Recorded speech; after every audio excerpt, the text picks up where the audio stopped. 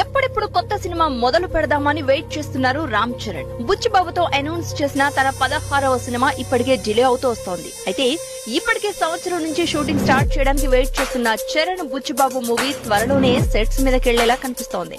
Already pre production work complete చేసిన team ఇప్పటికే music sittings కూడా స్టార్ట్ చేసేసింది.